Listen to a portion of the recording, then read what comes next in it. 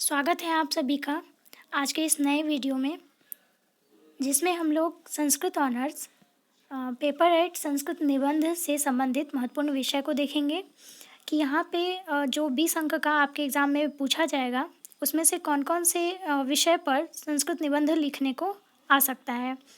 तो आप लोग जानते होंगे, अगर आपने इससे पहले वाला सिलेबस और प्रीवियस ईयर पेपर वगैरह देखा होगा, तो वहाँ पे आपको इस चीज़ का पता होगा कि आपके एग्ज़ाम में 6 संस्कृत निबंध रहेंगे, जिसमें से आपको एक बनाना होगा, ठीक है।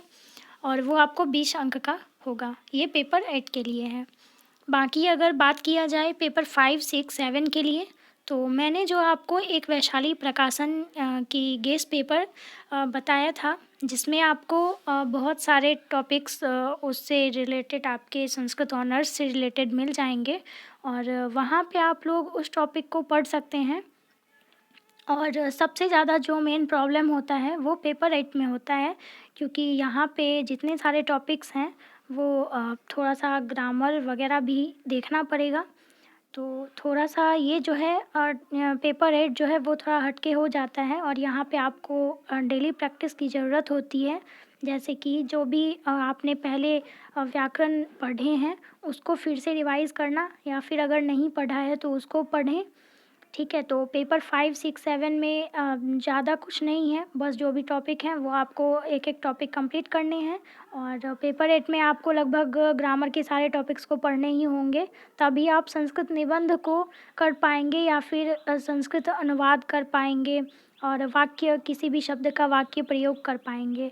तो ये इन सभी के लिए आपको ग्रामर पे थोड़ा ज़्यादा फोकस करना पड़ेगा, ठीक है। तो इसी से संबंधित आज हम लोग निबंध को देखेंगे कि निबंध में कौन कौन से टॉपिक्स को आपको तैयार करना है। जैसे कि निबंध है तो 20 मार्क्स का है, तो लगभग 3-4 पेज आपको लिखना ही पड़ेगा।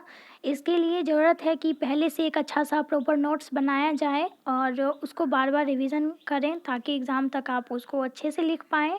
साथ ही उसमें अगर कुछ श्लोक वगैरह डालते हैं तो उसको याद करना पड़ेगा, ध्यान में रखना होगा, ताकि आप परीक्षा में उसको लिख पाएँ, ठीक है। तो इन सब चीज़ों को देखते हुए मैंने सोचा कि आज का ये वीडियो जो है वो आप सब के लिए ज़्यादा मददगार होगा आपके एग्ज़ाम के लिए, ठीक है।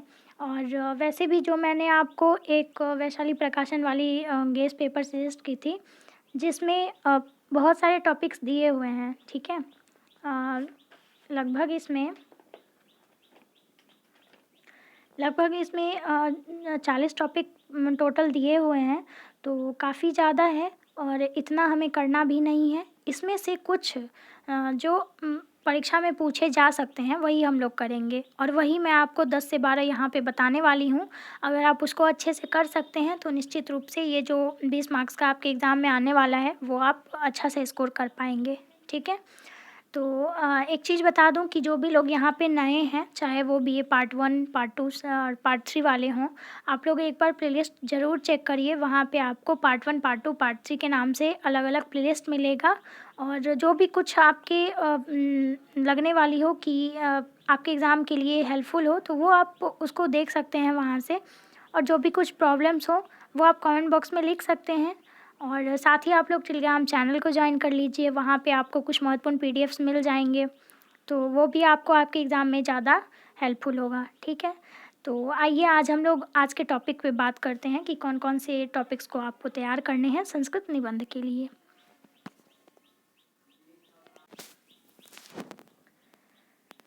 तो यहाँ पे आप लोग पूरा वीडियो देखिएगा, तो अच्छे से आपको समझ में आ जाएगा कि कौन कौन से टॉपिक्स को आपको करने हैं और कौन कौन सा आपको छोड़ना है, ठीक है।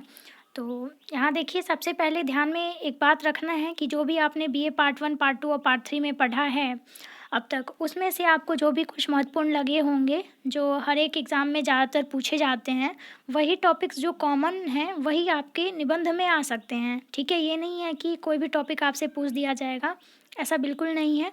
जैसे ही देखिए, आपने बीए पार्ट 1 में महाकवि कालिदास के बारे में पढ़ा था, संस्कृत साहित्य के इतिहास में आपने महाकवि माघ के बारे में पढ़ा था, महाकवि दंडी के बारे में, भारवी के बारे में पढ़ा था, ठीक है, बाणभट्ट के बारे में पढ़ा था। तो जो भी कुछ ऐसे कॉमन टॉपिक हैं, ठीक है, और आपने भगवत गीता को पढ़ा था, ठीक। तो ये सारे टॉपिक जो हैं वो ज़्यादा भी महत्वपूर्ण हैं। साथ ही अगर आप BA पार्ट 2 में बात करें तो आपने अभिज्ञान शाकुंतलम पढ़ा था, उसमें भी आपने महाकवि दंडी के बारे में पढ़ा था, ठीक है। उनका जो एक काव्य है, गद्य काव्य है कादम्बरी, उसको पढ़ा था। तो ये सब जो है कुछ महत्वपूर्ण विषय हो जाते हैं संस्कृत निबंध के लिए। तो आपने अब तक जो भी पढ़ा है उसी से रिलेटेड आपको संस्कृत निबंध आएंगे, ठीक है। कुछ भी आ सकता है ऐसे में, जैसे कि आपने BA पार्ट 3 में संस्कृत में जो पेपर 5 है उसमें आपने कठोपनिषद को पढ़ा होगा, ठीक है। तो इस पे भी आ सकता है। और वैसे भी कठोपनिषद में संस्कृत व्याख्या पूछा जाता है तो आप उसको तैयार करेंगे ही, तो साथ साथ संस्कृत निबंध के लिए भी आप उसको प्रिपेयर कर सकते हैं, ठीक है।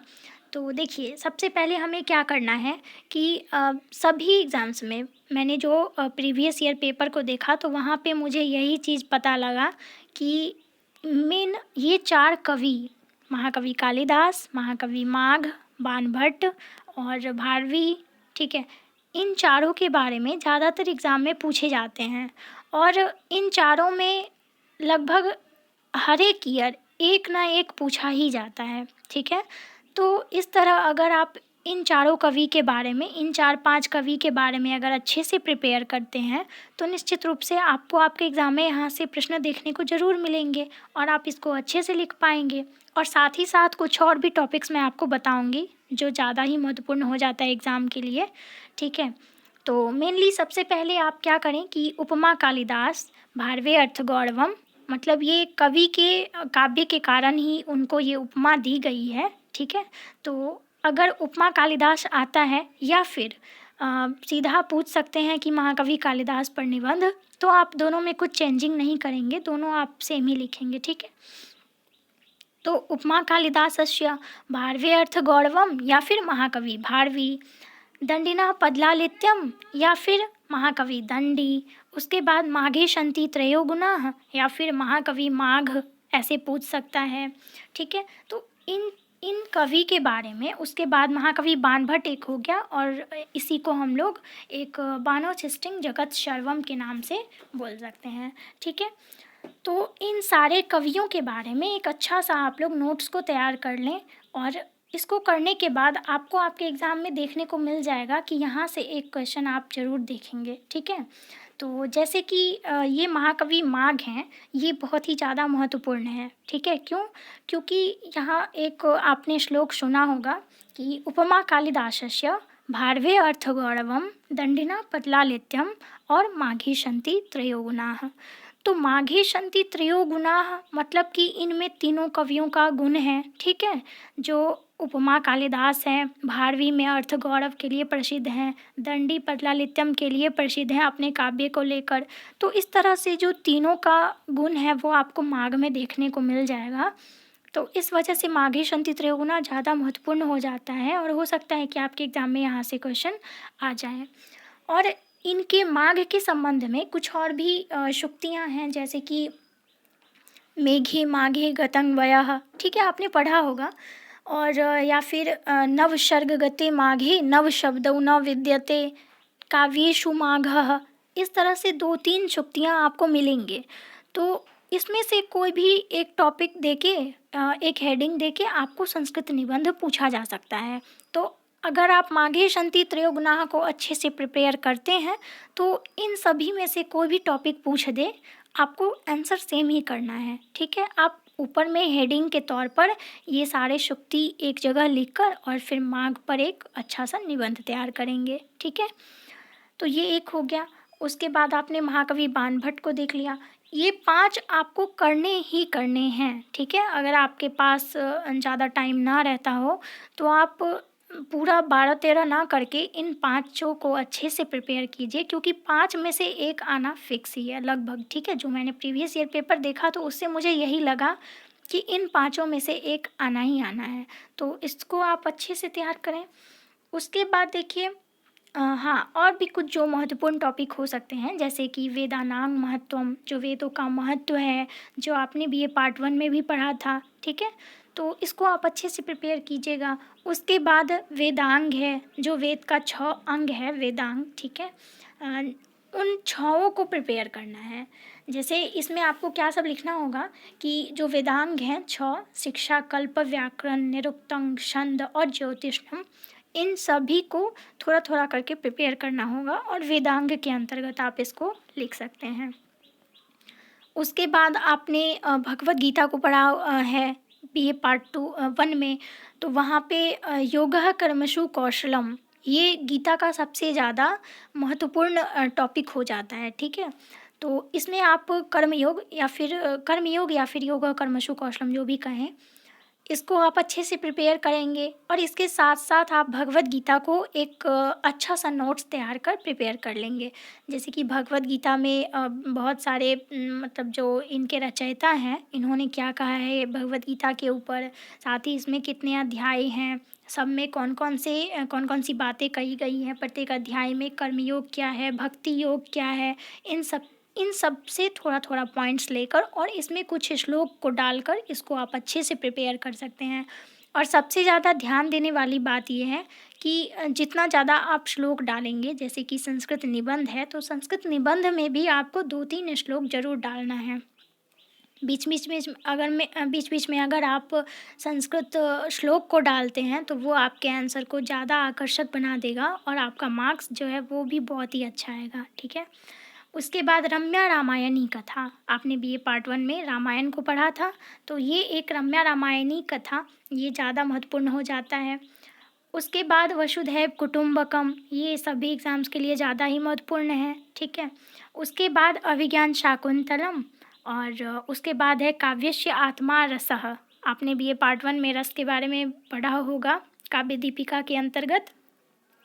तो वैसे इसमें और सारे टॉपिक्स बन सकते हैं, जैसे कि काव्य प्रयोजन के बारे में, लेकिन जो महत्वपूर्ण हैं जो आपके एग्ज़ाम में बहुत ही ज़्यादा आ सकते हैं वो मैंने आपको यहाँ पे बताया है। तो काव्यस्य आत्मा रसः, उसके बाद जननी जन्मभूमिश्च स्वर्गादपि गरीयसी, ये भी बहुत ज़्यादा महत्वपूर्ण है और एग्ज़ाम में आ सकता है। तो मेनली आपको यहाँ 12 टोटल विषय हैं जो आपको संस्कृत निबंध तैयार करने हैं, ठीक है। और मैं आशा करती हूँ कि आप इसको अच्छे से कर पाएंगे और अगर आप इसका एक प्रॉपर नोट्स नहीं बना सकते हैं तो आप एक कमेंट कर दीजिए वहाँ, ठीक है, कमेंट बॉक्स में, और मैं आपको इससे रिलेटेड कुछ अच्छे नोट्स जो ज़्यादा ही मार्क्स देने वाला हो मैं टेलीग्राम चैनल पे शेयर कर दूँगी। वहाँ से आप उसको एक अच्छा सा नोट्स बना लीजिएगा और बार बार उसको पढ़ते रहिए, ठीक है, नोट्स बनाकर, ताकि ये जो 20 मार्क्स का निबंध पूछा जाता है इसमें आप अच्छा स्कोर कर पाएँ, ठीक है। तो मेनली आज का टॉपिक यही था, 12 को अच्छे से प्रिपेयर करें। अगर 12 भी नहीं कर सकते तो ऊपर का जो 5 टॉपिक है इसको आप अच्छे से प्रिपेयर करिए, 20 मार्क्स फिर आपका है, ठीक है।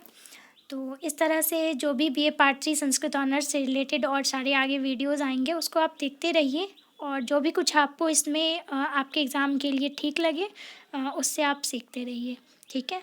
तो मिलते हैं हम लोग नेक्स्ट वीडियो में, तब तक के लिए धन्यवाद।